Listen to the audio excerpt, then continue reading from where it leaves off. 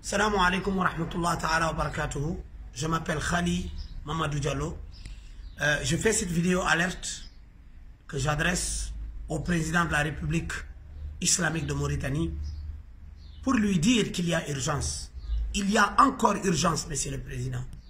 Monsieur le président, ce qui se passe dans le village de Ngaoulé ou Meisse, à 300 km de Nouakchott, situé dans le département, le nouveau département de Tékan, dans la région du Trarza, mérite une attention particulière et que cette attention ne soit pas une attention communautariste ou une attention régionaliste, mais bien une attention mauritanienne, tout simplement.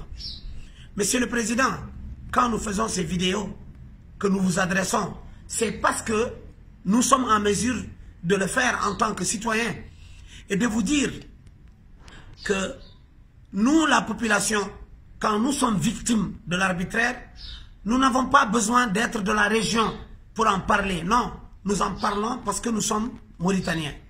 Monsieur le Président, ce qui se passe en Ngaoulé mérite une attention particulière et des décisions rapides. D'abord, la première décision qu'il faut prendre, c'est qu'il faut diligenter une mission très rapidement pour aller sur les terres de Ngaoulé, discuter avec les populations pour régler le problème qui se pose. Ngaoulé n'a pas un problème avec l'État. Ngaoulé a un problème avec 5 personnes ou 6 personnes qui ont exproprié leurs terres, avec la complicité de certaines personnes qui sont proches du village. On ne sait pas, on aimerait bien savoir. Monsieur le Président, depuis 2010, la population de Ngaoulé a perdu plus de 900 hectares qui sont exploités par des Mauritaniens privés. Et cette population est propriétaire de ces terres. Aujourd'hui, elle veut entrer en contact et reprendre ces terres. Elle veut l'arbitrage de l'État mauritanien. On n'a pas besoin de bruit. On n'a pas besoin de les... Comme ça s'est passé hier, 3 novembre, il y a 13 personnes qui ont été arrêtées à Ngaoulé parce qu'elles ont refusé que les machines exploitent leurs terres sans qu'on leur parle. Monsieur le Président, il y a urgence. C'est comme ça que ça commence jusqu'à que ça devienne une situation incontrôlable. Ce que nous ne voulons pas, ce que nous ne souhaitons pas, c'est que vous vous penchez très rapidement sur cette situation de Ngaoulé. D'abord, il faudra libérer immédiatement les 13 personnes qui n'ont pas cassé, qui n'ont pas insulté, qui n'ont pas violenté, qui ont été arrêtées parce qu'elles ont exprimé leur mécontentement. On ne peut pas empêcher les Mauritaniens de s'exprimer, d'exprimer leur colère de manière pacifique, d'exprimer leur ressenti, parce qu'ils appartiennent à ce pays-là. Ils appartiennent à cette Mauritanie-là. Et ces gens-là, personne n'est derrière eux. Il n'y a aucune manipulation politique, encore une fois.